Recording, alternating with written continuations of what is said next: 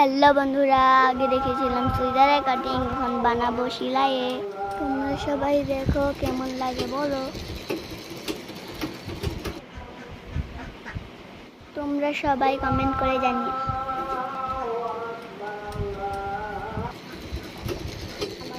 আমার আর আমার বোনের সুইদার কাটিং এখন সেলাই করছি।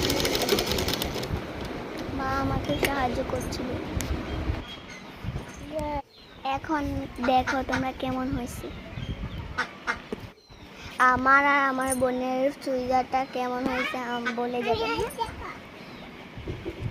তোমরা অবশ্যই কমেন্টে জানিও। দেখো আমরা দুই বোন।